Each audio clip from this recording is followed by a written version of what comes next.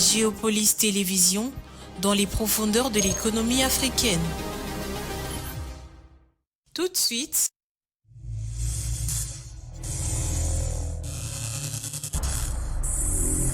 le journal.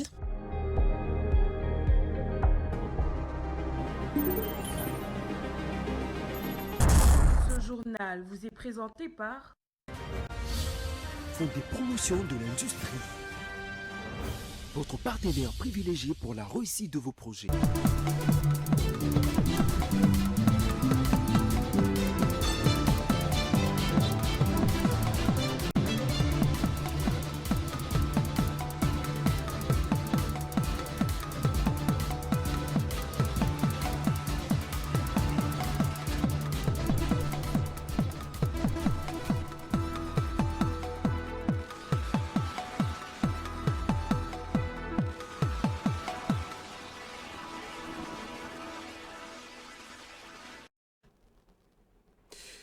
Bonsoir à tous, bienvenue dans le journal sur Géopolis Télévision. Voici les titres de l'actualité. Le président Félix Tshisekedi a apporté ce lundi 16 décembre de précisions sur les déclarations faites le week-end dernier selon lesquelles ils avaient hérité plutôt à son arrivée au pouvoir en 2019 d'une armée de clochards. Ces propos avaient provoqué diverses réactions au sein de la classe politique de la République démocratique du Congo. Le détail dans cette édition d'information.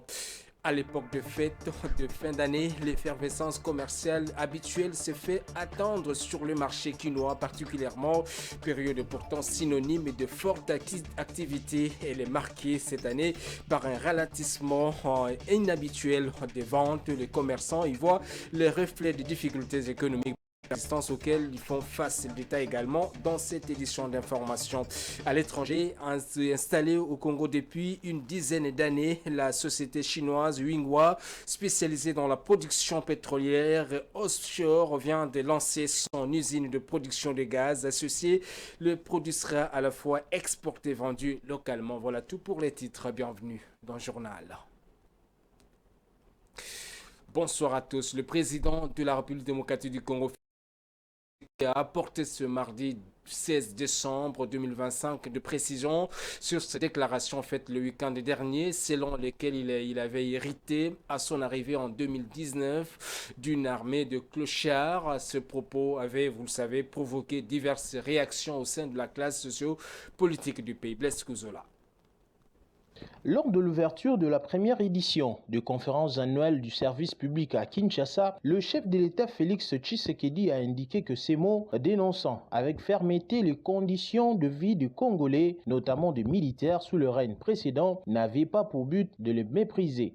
Lorsque je dénonce, parfois avec des mots durs, l'indignité des conditions de vie dans lesquelles tant de nos compatriotes ont été contraints durant des années, ce n'est jamais pour les mépriser et certainement pas nos vaillantes forces. Selon lui, son objectif était de souligner l'urgence de rétablir la dignité due aux fonctionnaires et agents de l'État. Il a, à cette occasion, appelé à rompre avec les lenteurs administratives et les tracasseries qui minent la relation entre l'État et les citoyens, affirmant que le Congolais devrait être traité comme des ayants droit. Pour le président, la crédibilité de la République dépend de sa capacité à garantir la dignité, le patriotisme et un véritable contrat social. Le retrait dit unilatéral du mouvement du M23 de la ville d'Ouvira dans le sud Kivu soulève de nombreuses interrogations. S'agit-il d'un simple repli tactique comme en 2012 à Goma dans le nord Kivu ou du début d'un basculement diplomatique en faveur de Kinshasa sous pression internationale, notamment américaine? Tentative de réponse dans cet élément de la rédaction. La rébellion de l'Alliance Fleuve Congo, mouvement du M23, a annoncé via un communiqué son retrait de la ville d'Ouvira dans le sud Kivu, une décision présentée comme unilatérale, mais dont le ressort dépasse largement ce cadre militaire selon les observateurs. Pour certains, ce retrait rappelle un précédent marquant, celui de 2012, lorsque le même mouvement rebelle s'était retiré de Goma sous forte pression internationale. À l'époque, ces reculs n'avaient pas mis fin à la rébellion, mais s'étaient révélés être un simple repositionnement stratégique. 13 ans plus tard, les scénarios semblent se répéter selon les analystes.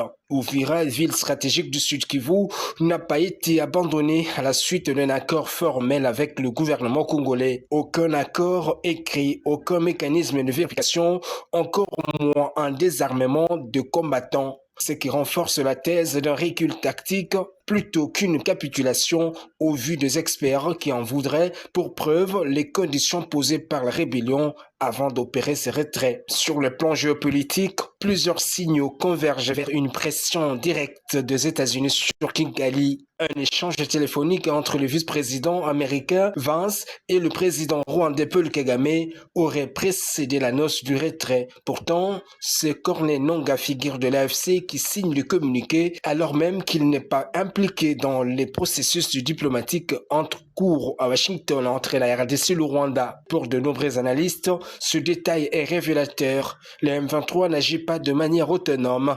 Ces retraits renforcent l'idée d'une guerre par procuration où les mouvements rebelles servent d'instruments militaires qui Kigali des relais régionaux et Washington des régulateurs stratégiques. En effet, le chef de la rébellion n'a jamais été réputé comme celui qui engage la communication de l'organisation. Quoique premier communicateur de son mouvement, Corneille Nangaa s'est toujours effacé sur ce terrain-là. Qu'il ait signé personnellement de documents, les analystes sont convaincus de la gravité de la décision qui venait d'être prise par le chef rebelle. À Kinshasa, la lecture reste prudente. D'un côté, ce retrait est perçu comme un succès diplomatique partiel, résultat de l'internationalisation du conflit par les autorités du gouvernement congolais. De l'autre, l'absence de garanties concrètes empêche de parler d'une victoire durable.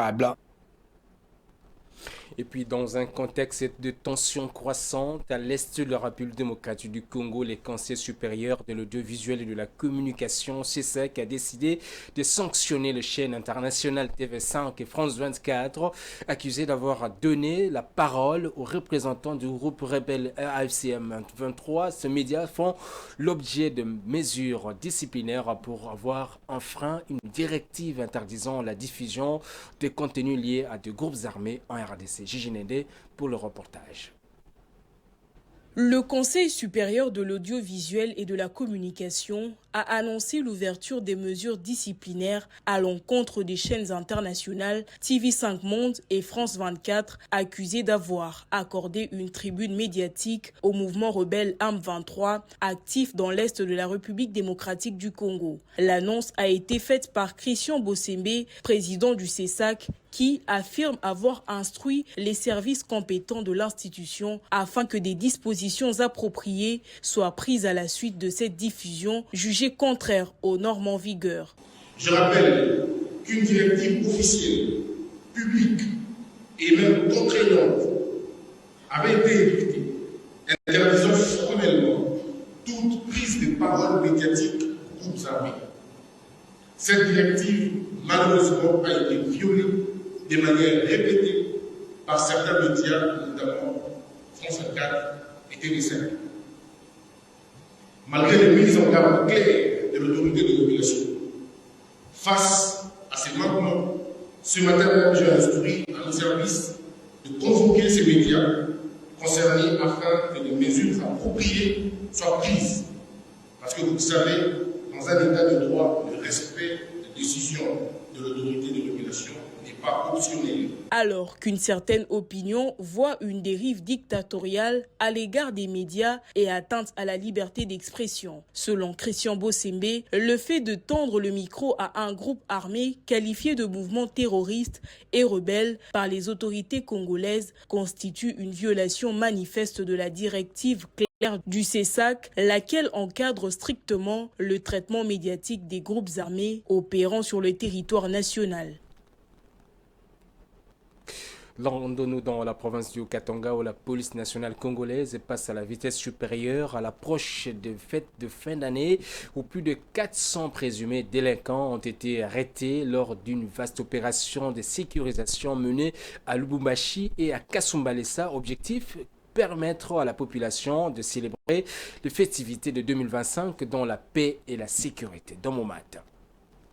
À l'approche de fêtes de fin d'année 2025, la police nationale congolaise intensifie la sécurisation dans la province du Haut-Katanga, à Lubumbashi, sous la supervision du commissaire divisionnaire Blaise Kinimbalimba. Des opérations d'assainissement contre le bandit urbain ont conduit à l'arrestation de plus de 300 présumés délinquants lors des bouclages dans plusieurs communes. Après tri, une partie des personnes interpellées a été confiée au service national pour une rééducation civique et une formation professionnelle. D'autres opérations menées dans la nuit du lundi à ce mardi 16 décembre dans la commune de la Kenya et à Kasumbalesa ont permis l'interpellation de plus de 250 suspects ainsi que la saisie d'armes blanches et de boissons alcoolisées impropres à la consommation. Les présumés malfrats sont triés. Ceux qui ont commis des infractions, des crimes graves vont être déférés à la justice, soit militaire, soit civile, pour condamnation. D'autres sont sélectionnés pour faire le deuxième et troisième convoi des personnes qui vont aller à Kanyamaka, c'est la réinsertion sociale. Les mots-clés du meeting de Kasumbalé, ça c'est l'appel à la vigilance, à l'unité aussi, patriotisme et à l'amour du prochain. L'objectif principal de ces opérations coordonnées est clair, permettre aux habitants du Haut-Katanga et notamment aux Louchois et Louchoises de célébrer les festivités de fin d'année 2025 dans la paix et la sécurité. La police nationale congolaise maintient une alerte maximale pour prévenir toute éventualité. De retour à Kinshasa, lors du deuxième congrès de la Société congolaise de gynécologie et d'obstétrique, le ministre de la Santé publique a réaffirmé l'engagement de l'État congolais pour la couverture santé universelle. Un accent fort sur la gratuité de l'enseignement de la maternité et de soins du nouveau-né a été mis. Un choix politique assumé, mais qui pose aussi des exigences de qualité et de financement. Patience Lokeke. Le ministre de la Santé, Dr Samuel Roger Kamba, a participé ce lundi 15 décembre à la revue annuelle du programme de la gratuité de la maternité et des soins du nouveau-né. En 2024, les taux d'accouchement assistés par un personnel qualifié a atteint 92%, dépassant l'objectif national de 88%. Ces chiffres traduisent une avancée majeure, un meilleur accès aux soins, la réduction des dépenses pour le ménage et une confiance renouvelée dans les structures de santé. Autres indicateurs, la réalisation de 2 649 270 accouchements gratuits dans 14 provinces, mais aussi la couverture des consultations prénatales qui atteint 102%. Cette mesure a favorisé une meilleure fréquentation de structures sanitaires et renforcer la confiance de communautés envers le système de santé, témoignant d'une forte appropriation de services de santé maternelle et d'une amélioration de la continuité des soins avant et après l'accouchement. Fort de ces acquis, le gouvernement prévoit l'extension nationale de la gratuité des accouchements et des soins néonatals à l'ensemble des 26 provinces à partir de 2026 dans le cadre du déploiement progressif du deuxième palier de la couverture santé universelle. Restons dans ces secteurs de la santé. Vous parlez de la gratuité des accouchements et de soins néonatals qui continuent de porter ce fruit. En 2024 déjà, plus de 2,6 millions de femmes ont bénéficié de cette mesure dans 14 provinces du pays, améliorant ainsi l'accès équitable aux soins maternels. Le gouvernement, lui, entend désormais élargir cette politique à l'ensemble du pays de 2026. Patience Lokeke pour le commentaire. Kinshasa a accueilli le 10e congrès de la Société congolaise de gynécologie et d'obstétrique, un rendez-vous scientifique majeur consacré à la santé maternelle et néonatale. Devant les professionnels de santé et le partenaire du secteur, le ministre de la Santé publique a réaffirmé l'engagement du gouvernement pour accélérer la couverture santé universelle avec une priorité, la gratuité de la maternité. Et je commencerai d'abord par vous féliciter pour cette organisation qui nous permet, en ce temps, de réfléchir effectivement sur ce beau thème que vous avez gardé, que vous avez décidé pour ce congrès, dans les circonstances actuelles qui sont celles de cet engagement de très haut niveau du président de la République de l'État, Félix Antoine Tshisekedi Tshilombo, pour la couverture santé universelle et surtout pour les soins de la mère et du nouveau-né. Pour les gouvernements, cette réforme repose sur 3 piliers: la qualité des soins, la protection du personnel de santé et un financement transparent et traçable. La disponibilité de médicaments, du sang, de l'oxygène, la formation continue et les conditions de travail dignes, autant de défis à relever pour sauver des vies, a déclaré Dr Roger Samuel Kamba. Je voudrais donc, au nom du gouvernement de la République, souhaiter que ces assises se passent dans les meilleures conditions et que les résultats obtenus soient coulés dans des décisions qui nous permettent de prendre des orientations claires pour sauver les vies de nos mamans, les vies de nos enfants et ne plus accepter que 4 mamans meurent à chaque heure. Le ministre a également appelé les SCOGO à formuler des recommandations concrètes pour améliorer l'organisation des urgences obstétricales et lutter contre le paiement informel. En RDC, la gratuité de la maternité se veut désormais un marqueur de justice sociale et un engagement durable de l'État envers les familles congolaises. Et à l'approche de fêtes de fin d'année 2025, l'effervescence commerciale habituelle se fait attendre sur le marché quinois particulièrement, période pourtant synonyme de forte activité. Elle est marquée cette année par un ralentissement inhabituel de vente. Le commerçant y voit plutôt le reflet des difficultés économiques persistantes auxquelles font face de nombreux ménages, et ce malgré l'appréciation du franc congolais sur le marché observée ces derniers mois et qui peine malheureusement encore à se traduire par une amélioration du pouvoir d'achat des populations. C'est un constat de Daniela Kalala et Giscard Kousset. À moins de 10 jours de la fête du Noël, l'engouement demeure faible dans le marché comme ici. Alors qu'en temps normal, soutiennent ses vendeurs, cet espace est déjà animé par de nombreux parents venus acheter des vêtements pour leurs enfants. La vente est difficile et nous avons du mal à faire notre commerce comme il se doit et comme d'habitude. Nous souffrons énormément car la vente s'est fait rare. Les festivités de fin d'année seront très difficiles pour nous afin de célébrer avec nos enfants. Il n'y a pas vente. Depuis les matins, il n'y a pas vente. Chacun avance sa propre explication pour justifier cette affluence timide. Les gens ne viennent pas, les transports ne baissent pas. Comment voulez-vous que les gens viennent acheter ?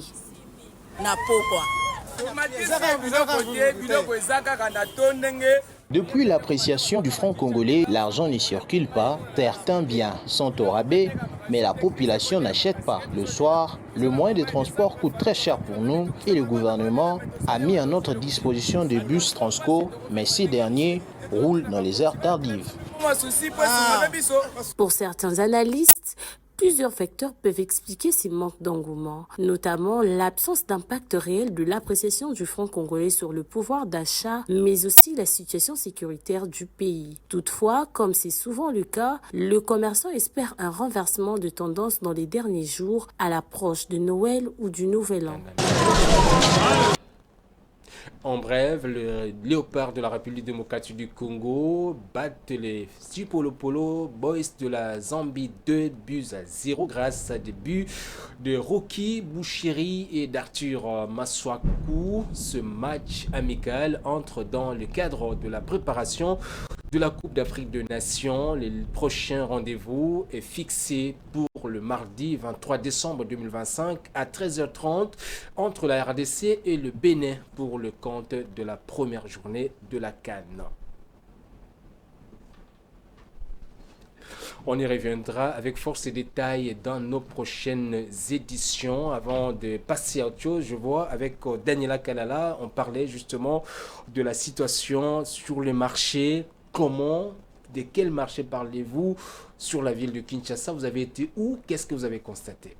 Alors, nous avons été sur Liberté, sur le marché de sur commerce, allais-je dire, où nous avons constaté, avec le vendeur, il y a ces faibles engouements à cette période de festivité inhabituelle selon le vendeur. Alors, ils ont constaté que le parent venait quand même à pas de tortille, ralentissait encore le pas et que la vente n'était pas effective en fait.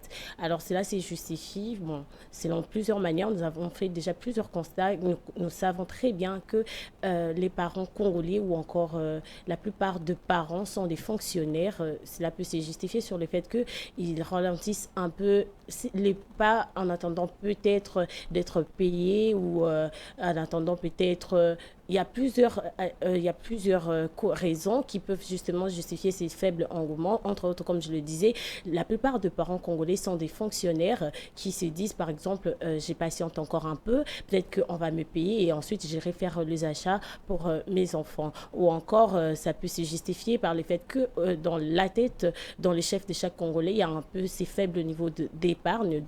Les fêtes nous surprennent, les fêtes arrivent comme ça et on se rend compte que c'est maintenant que je dois commencer à épargner et c'est maintenant que je dois commencer à mettre des côtés ou encore faire ci ou ça pour pouvoir acheter. Mais sur le plan économique, il y a quand même ces constats du faible pouvoir d'achat de la population qui persiste malgré évidemment cette appréciation franc-congolais. Alors, il devait normalement avoir un effet inverse dans le sens où le pouvoir d'achat devait normalement augmenter et aujourd'hui, on devait peut-être constater le contraire sur le marché, mais cela n'est pas encore le cas, bien que le gouvernement est en train de mettre pas mal de réformes pour pouvoir faire suivre justement le prix de première nécessité, faire suivre cette appréciation de la baisse de prix de produits. Nous le constatons quand même dans le produit congelé, il y a une baisse quand même remarquable au niveau du produit congelé et aussi au niveau des sacs de riz et des semoules, oui, mais c'est pas tout le produit et ce qui fait en sorte que les paniers de la ménagère est encore sous pression, sous la pression José Junior.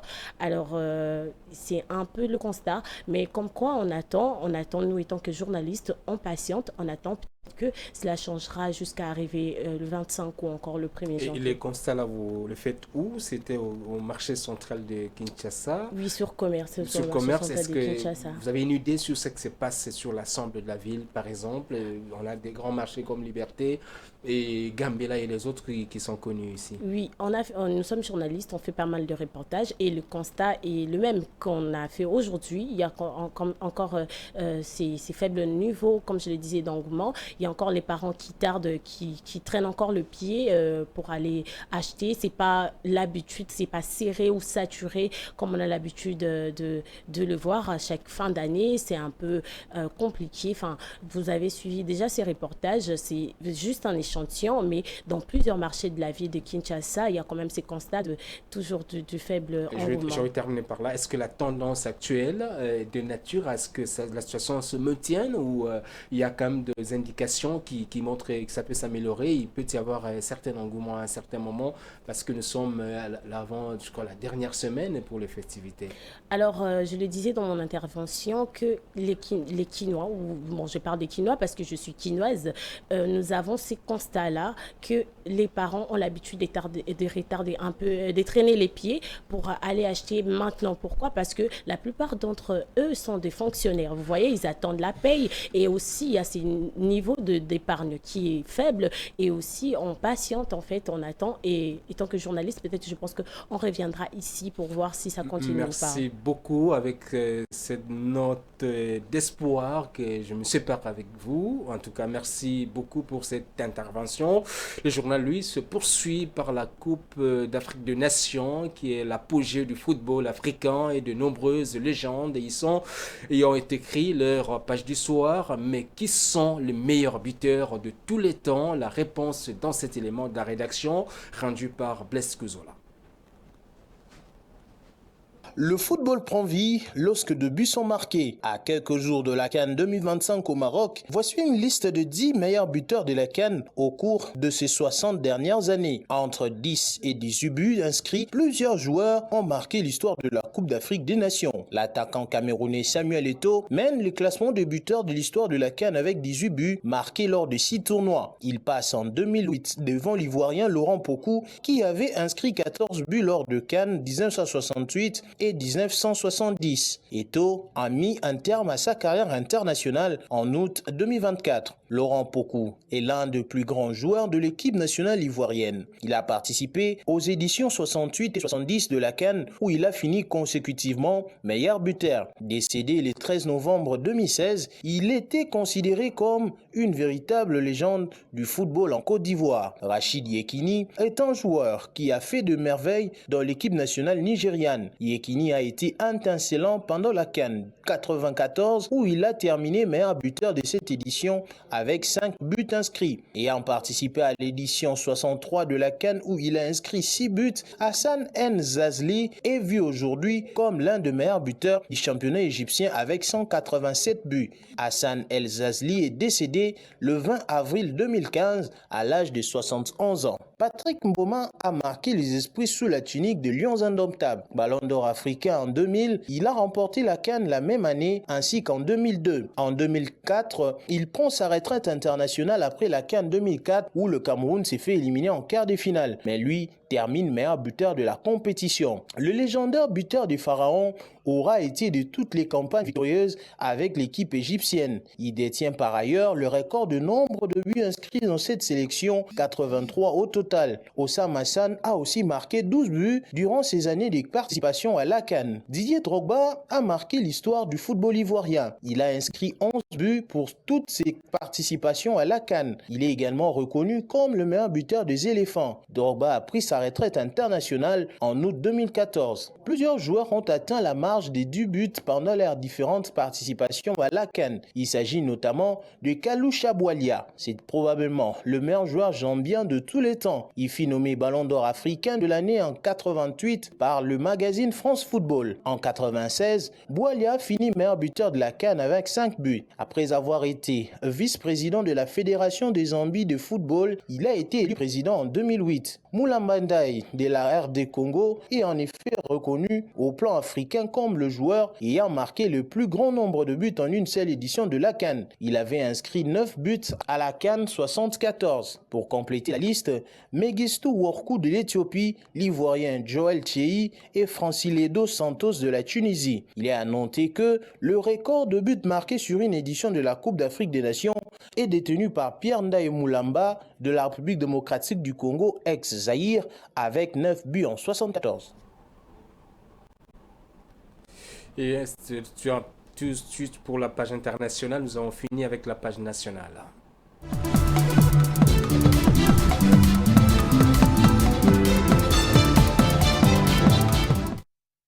Et la page internationale qui nous amène au Congo-Brazzaville, qui est installée depuis une dizaine d'années, la société chinoise Wingwa, spécialisée dans la production pétrolière offshore, vient de lancer son usine de production de gaz associé. Le produit sera à la fois exporté et vendu localement. Regardez. 5 km du centre de Pointe-Noire, on y accède par une route fraîchement asphaltée. Wingwa produit 57 000 barils de pétrole par jour, une production qui doit officiellement atteindre 200 000 barils par jour dans les années à venir. La consommation du Congo est actuellement autour de 50 000 tonnes par an. La population plaide également pour le développement de l'usage du gaz afin de protéger l'environnement. C'est en effet une alternative au bois de chauffage. Investir davantage est l'objectif fixé par Wingwa dans le but d'apporter un plus dans l'économie congolaise restée jusque-là dépendante du pétrole. Son projet de production de gaz devra générer au moins 7 000 emplois directs selon ses responsables. Pour la population, le gaz produit par la société chinoise devrait contribuer à baisser la facture de certaines entreprises bénéficiaires dans un pays où l'énergie est loin d'être stable. C'est pas ce reportage, ce commentaire plutôt de Gigi Nende que nous mettons un point final à ce journal. Et avant de quitter, voici d'abord la revue de presse avec Domomat.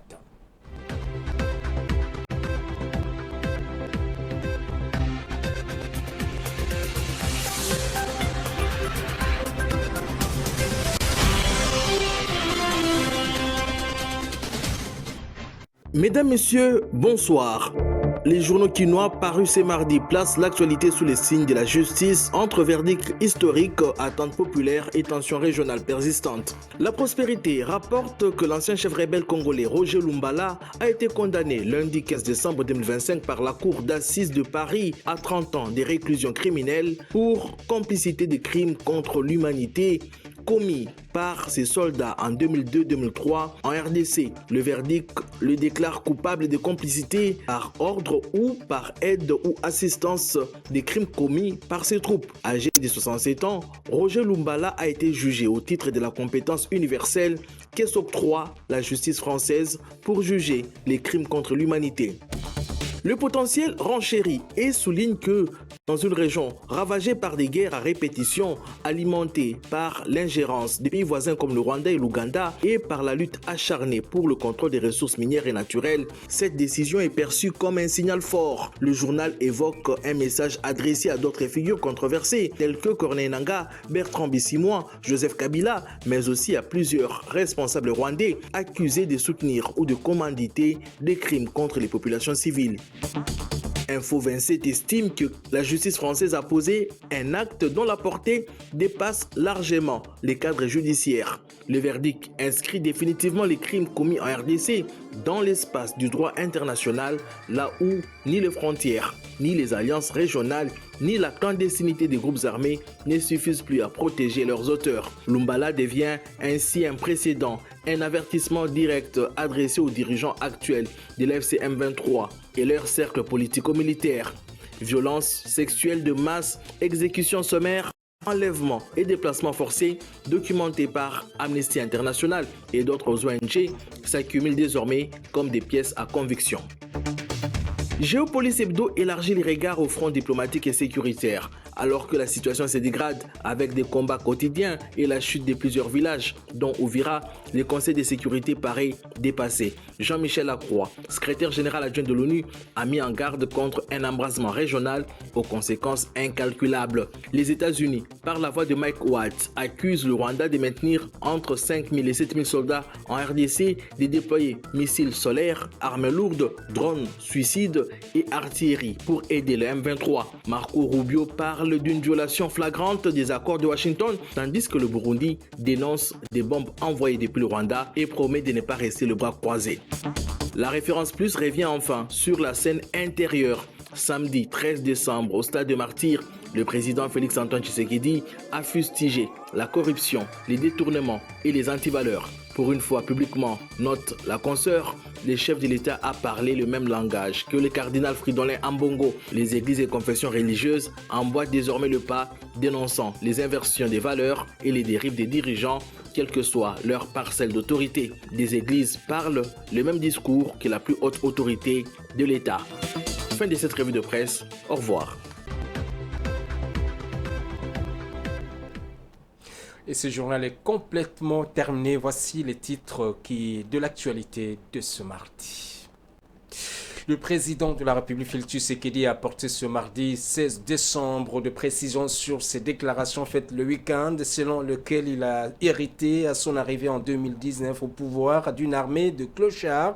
Ces propos avaient provoqué diverses réactions au sein de la classe sociopolitique du pays. À l'approche des fêtes de fin d'année et la effervescence commerciale inhabituelle se fait attendre sur le marché quinois, période pourtant synonyme de fête de forte activité économique. Elle est marquée cette année par un ralentissement inhabituel des ventes. Vous l'avez suivi dans ce journal. À la une également, installée au Congo-Brazzaville depuis une dizaine d'années, la société chinoise Yinhua, spécialisée dans la production pétrolière offshore, vient de lancer son usine de production de gaz associé. Les produits sera à la fois commercialisés et consommés localement. Merci de nous avoir suivis. À très bientôt sur nos antennes.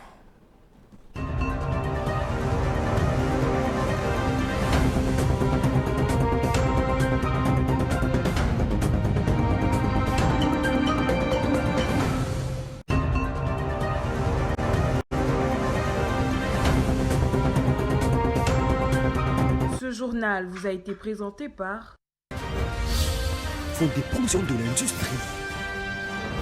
votre partenaire privilégié pour la réussite de vos projets.